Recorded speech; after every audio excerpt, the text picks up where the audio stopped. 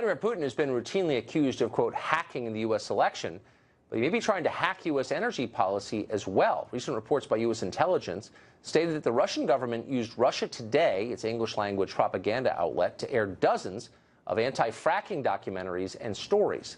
So if Russian support delegitimizes the presidential campaign and the Trump administration, does it also delegitimize the anti-fracking movement? Scott Edwards is co-director of the Food and Water Justice Project and an anti-fracking activist. He joins us from New York. Scott, thanks for joining us. Sure. Thanks for having me on, Tucker. So it's a simple question, and it's one that we have to ask in the middle of this new Cold War. Sure. You apparently were the beneficiary of Russian propaganda. Have you or anyone at your organization had contact with Russian intelligence or members of the Russian government in the past several years? Absolutely not. It's a ridiculous question. Of course we haven't. Why is it ridiculous?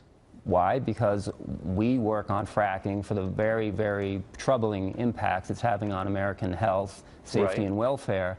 It has nothing to do with what anybody else, when any foreign leader thinks about fracking. I don't know what Putin thinks about fracking. I don't care what Putin thinks about it. We do know what he thinks about it. The U.S. intelligence. Well, no, you do too. You're an American. You must have read the U.S. intelligence report on the Russian influence on the election, and it said the Russian government has mounted an anti-fracking campaign in the United States. It aired it publicly on RT, a bunch of documentaries. I'm sure you agree with them. Listen, so it's a fair question. Were you hacked as well? Absolutely not. I don't follow what Putin thinks about fracking.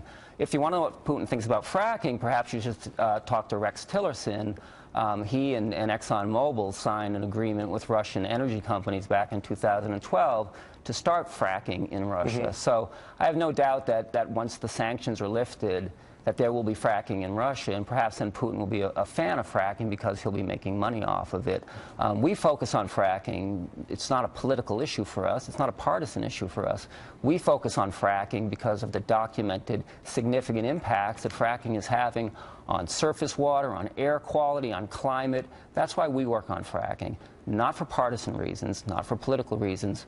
Putin's views on fracking are irrelevant to our efforts. Okay, that's a fair answer, and to be totally blunt with you, I was asking half in jest because it points up the ludicrous nature of the debate we're having on Russia right now. Your views happen to align with Vladimir Putin, so it doesn't delegitimize your views, to be totally honest with you. Right. And I think that not all of your views are crazy, but I also think that energy extraction is always a mixed blessing. I mean, it's never all good. There's always some risk, but given that fracking, whatever risks it entails, has also basically made the United States energy independent and lowered the cost of energy for poor people in this country. There's a lot of goodness that comes out of fracking. Will you at least acknowledge that it's been really good for huge parts of the country and we're less dependent on the Saudis? Like, why is that bad? No, it's another form of fossil fuel extraction. Well, it's been bad for this country. By definition. For example, in Pennsylvania in 2014, they released the results of 243 instances of groundwater drinking water contamination from the practice.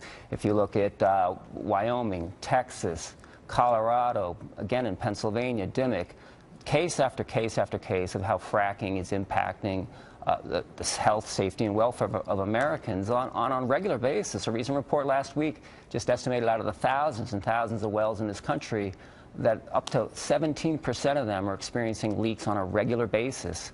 Okay, and I mean, look, and I'm willing to stipulate that that's true. I mean, I think you're likely overstating it, but there are risks. Why wouldn't there be? There's risk in everything. My only point to you is, do you see the other side? So fracking is taking place in some of the most economically depressed regions of the United States, and there's no denying that the people living there, where it's been legalized, have really benefited from it. These places, there are no jobs in these places at all. Now, you live in New York City among rich people. Can you at least look out and say, yeah, there's been a real upside economically from fracking? Those people should be given jobs in renewable energy systems, not in fossil fuel extraction systems. I think that we could all agree, so we should all agree, I think we should all agree that as a nation, as a world, as a planet, that we'd be better off if we were 100% renewable solar and wind as soon as possible, and we put aside our fossil fuel addiction. I think that's what we should be driving towards. I get it, but as you know, since you follow this, we're literally nowhere near anything like that. There's no way to store that energy, as you know. So, like, can we just be real for a second?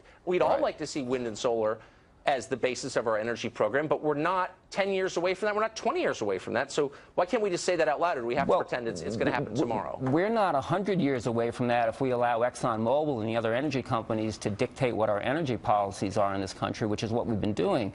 I mean, we look around this world and we see a country like a highly industrial country like Germany, July 25th, 2015, the summer of 2015, 2016, they achieved 78% of their electricity needs through pure renewable energy. Small developing countries like Costa Rica is up to 99% renewable. Even Uruguay is now at 95%. That's totally. I mean, throwing Costa Rica in a non-industrial country like that is just. I just raised Germany. It's just Germany silly. is an industrial nation. 78%.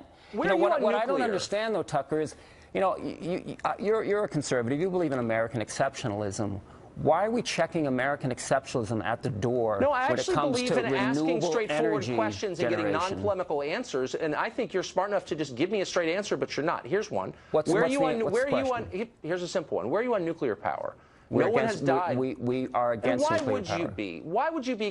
Because you know why? Because your donors are against it. There's no. No, it's not because our donors are against it. Then what's the reason? The reason against nuclear power is because nuclear waste is highly toxic and dangerous. We want to see renewables. Nukes are not renewable power. We want to see solar. We want to see wind. We want to see geothermal. There is a literally limitless supply of the energy that comes from nuclear power. So renewable doesn't play into it. There's a limited supply of energy coming from the sun. I would rather see sunlight providing our energy systems. But look, if you care about CO2 emissions, and presumably you do, absolutely. Nuclear power produces, let's see, none.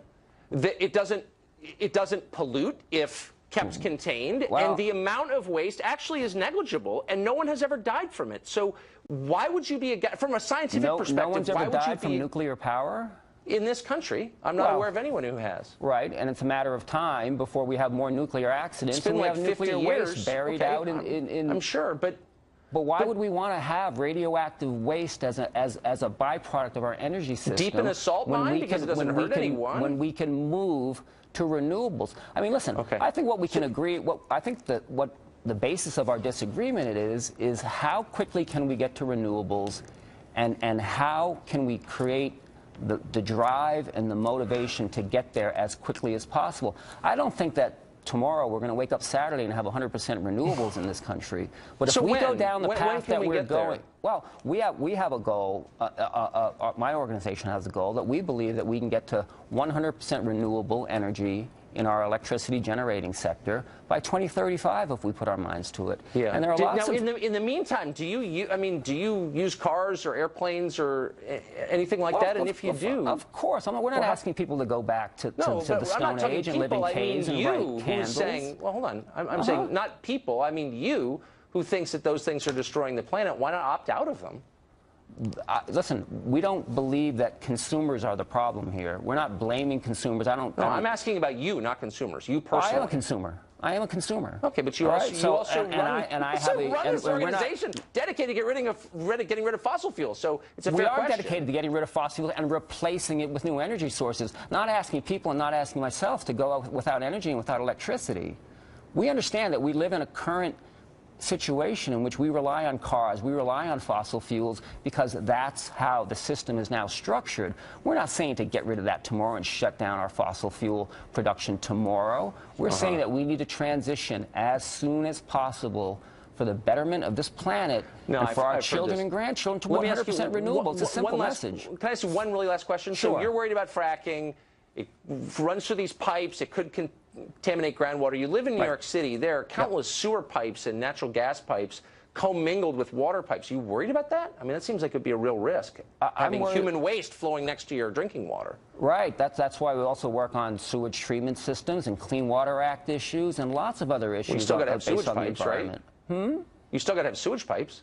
You absolutely do have to have sewage pipes until we come up to a better technology. Yes, we do, and we work on it. The difference between sewage pipes and fracking pipes is sewage pipes are regulated, highly regulated under the Clean Water Act. Listen, it was no mistake back in 2005 when Dick Cheney and Halliburton and his buddies passed exemptions from literally every environmental law, every law in this country that heard the word clean, healthy, and safe in it for the fracking industry. That's not an accident.